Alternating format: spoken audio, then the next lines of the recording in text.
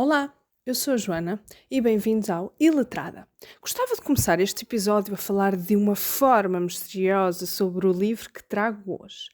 Mas o título do livro está no nome do episódio e já não há como fingir que não sabemos do que é que vou falar. Oceania, de Lucy Angel, esteve em todo o lado nas redes sociais. E agora saiu o segundo livro desta duologia. Só que eu sinceramente não sei o nome.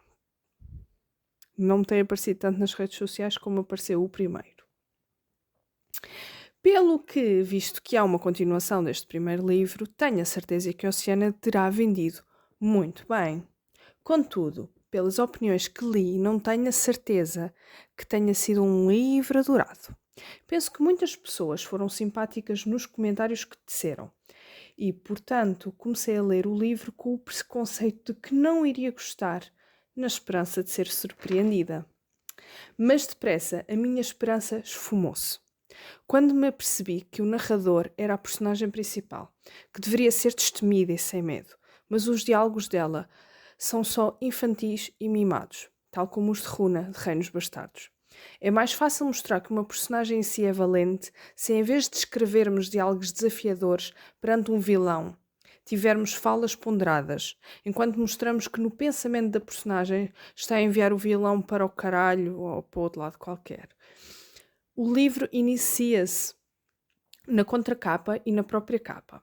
O nome da personagem principal e a forma como vai parar a um barco pirata encontra-se logo ali, fora da história, poupando-nos a 2 ou 3 capítulos de por tédio, com a explicação de tudo aquilo que levou a ação a iniciar-se.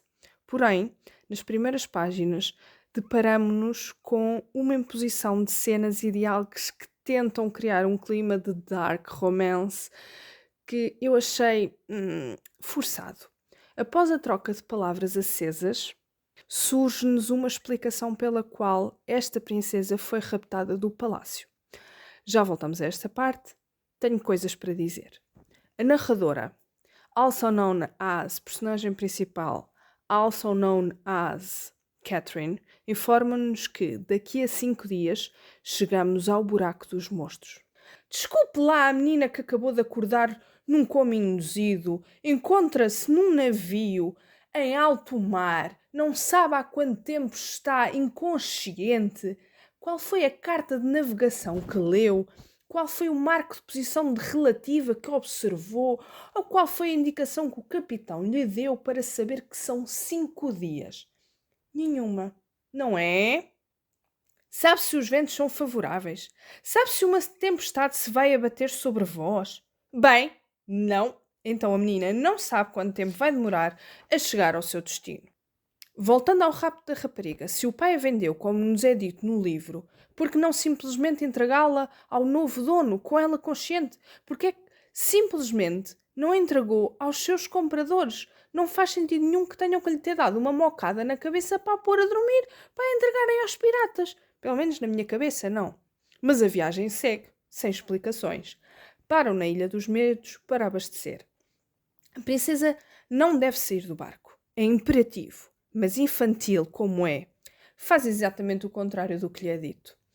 É atacada por um monstro. Darin, o capitão pirata, defende-a, mas fica louquinho e é ferido. Tudo aqui é emocionante e empolgante, até Lucy usar a palavra trespassou, ou atravessou, ou qualquer sinónimo disto, porque foi o que eu entendi. Basicamente o que a autora deu a entender aqui nesta parte foi que uma das patas do monstro atravessou o capitão, sendo que a pata entrou pela barriga e saiu pelas costas. E o que é que eu pensei? Pronto, morreu! E não é que não. Penso que a escritora o deveria ter ferido num braço, ou ainda que no abdômen, mas apenas de raspão. O ferimento criado era mortal e irrecuperável. Contudo, é com grande surpresa que, em apenas um dia, o capitão está 100% recuperado. Isto porque no dia seguinte já estavam a lutar com o Kraken e estava tudo bem. Até agora, Piratas 2, monstros, 0. Afinal, a aventura não era assim tão perigosa, visto que eles têm mais vidas do que os monstros. Apesar de estar a apontar estes deslizes todos da história, estou a adorá-la. Estou colada às páginas do livro como se a minha vida dependesse disso. Estou a gostar da tensão romântica entre a princesa e o capitão, como é suposto, e mal posso esperar pelo que vem a seguir. Minto a mim mesma. Só mais um capítulo. Mas nunca é só mais um capítulo. Quero lê-los, a todos. Agora! Quero continuar a viver naquele navio pirata, no inevitável. A crítica que fiz ainda há pouco por o livro ser escrito na primeira pessoa, retiro-a. O facto de Catherine ser eu faz com que me envolva ainda mais na história, que não a consiga lá negar. Nem me apetece explicar-vos muito mais sobre a história, pois não vos quero estragar a vossa experiência. E vou fazer os possíveis para manter a minha palavra. A história adensa-se, com encontros entre Catherine e o nosso capitão. Quando digo encontros, falo em trocas de palavras, pequenos gestos. E a nossa princesa está cada vez mais intrigada pelaquela personagem masculina que se tenta esconder dela. Mas como este podcast não pode ser só amor, tenho que deixar aqui a nota que os piratas não se podiam embebedar todas as noites e deixar o navio a seguir o rumo que desejasse. Aliás, no mar, antes de existirem GPS, a navegação à noite era bem mais importante do que de dia, pois é mais fácil identificar a localização do barco, a velocidade e a direção pelas estrelas do que pela posição relativa ao Sol. Num barco, tem sempre que existir marinheiros apostos para içar e largar velas. O leme nunca é abandonado e nunca poderiam estar todos a dormir ou bêbados de noite, pois no dia seguinte estariam perdidos, completamente à deriva no mar. Eu não sou ligada ao mar, nem ninguém próximo de mim o é. Mas, algures na minha vida, aprendi estas coisas que partilho e neste aspecto faltou aqui um bocadinho de pesquisa à autora. Tenho pena que ninguém a tenha aconselhado a melhorar um pouco estes aspectos do livro. Os piratas e a princesa seguem o seu caminho. Ela já sabe que terá que se sacrificar pelo desejo do capitão e aceita-o de bom grado, pois o moço tem uma pilinha de ouro. Mas, deixo aqui a minha nota. Corrijam-me se estou errada. Nunca ninguém teve uma primeira vez que fosse boa. Ninguém. Mas se vocês forem esse ninguém, por favor, deixem nos comentários que eu nunca mais faço este comentário sempre que aparecerem, primeiras vezes que forem maravilhosas.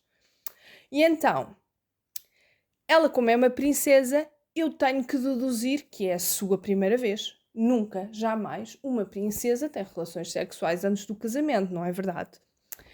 Aqui a questão é, do meu ponto de vista, às vezes nem a 100ª vez é boa, quanto mais a primeira.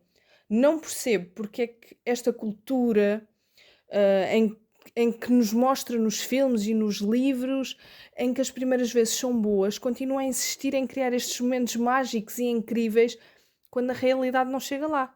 Isto cria uma expectativa inalcançável para quem ainda não presenciou um momento tão importante como este. Mas voltando ao desejo do capitão, e não é o desejo da cabecinha de baixo, é da de cima.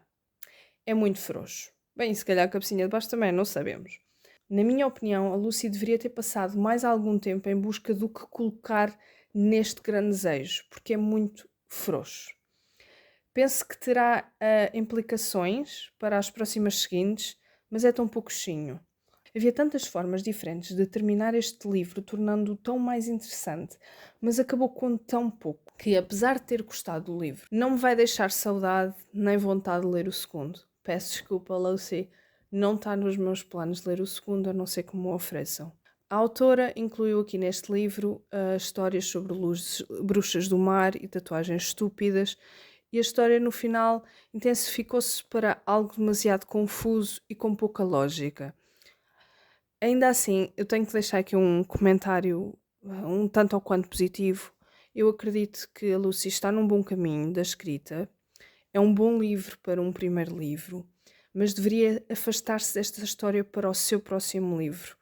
E quando eu digo próximo, é este que ela publicou, que ela não deveria ter publicado o segundo sobre o primeiro, porque o segundo, para ser um bom livro, era necessário reescrever o livro, o final da Oceânia.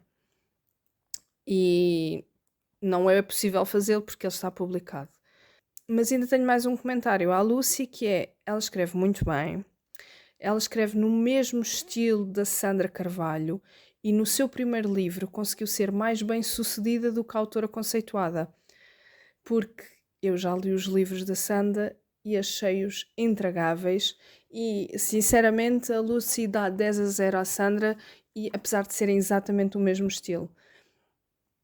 O episódio de hoje é mais pequenino, porque eu consegui resumir muito este livro, penso não vos ter dado muito spoiler, por isso gostava de falar convosco sobre outras coisas, que tenho visto outros podcasts sobre livro a fazer, e então quero partilhar convosco os podcasts que eu ouço. O True Crime está super na moda, toda a gente ouve podcast True Crime, por isso eu quero vos apresentar aqueles que eu ouço, sendo que eu acho que os podcasts que eu vou dizer de True Crime que eu ouço não precisam da minha publicidade para nada. Então, em português eu ouço Parecia Tão Boa Pessoa, de Maria João e Paula Neves. A Paula é uma atriz e elas têm mais capacidade para fazer podcast do que eu, sem dúvida absoluta, e eu adoro ouvi-las, apesar de ser um podcast True Crime. Elas tentam aligerar muito o clima, riem-se muito, fazem muitas piadas e não dão importância ao criminoso, e têm muita compaixão para com as vítimas. E depois gosto muito de ver Rotten Mangoes, mas este podcast é em inglês, eu não sei se tem no Spotify, eu ouço no YouTube. E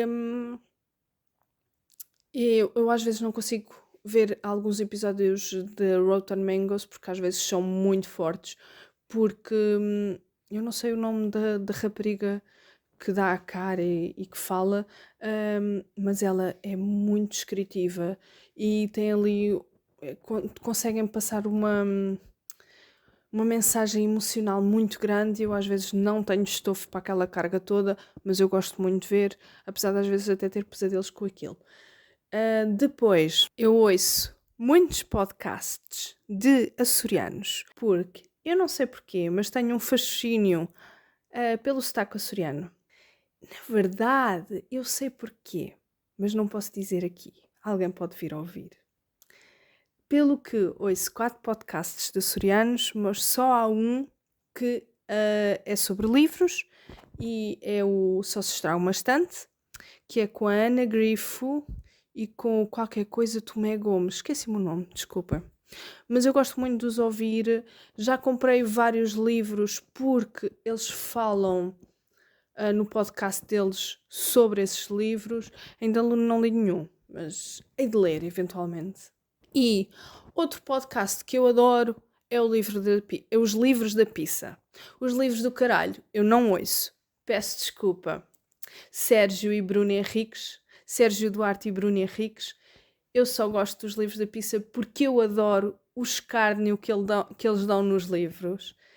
E pronto, basicamente, isso um livro aparecer no livro da pizza já sei, não vale a pena! E pronto, espero que, se gostaram de saber sobre estes podcasts, eu também gosto muito de podcasts de comédia. Se tiverem interesse em saber sobre os podcasts de comédia que eu ouço, deixem nos comentários que eu trago nos episódios futuros. Obrigada por me ouvirem e um ótimo mês. Tchau!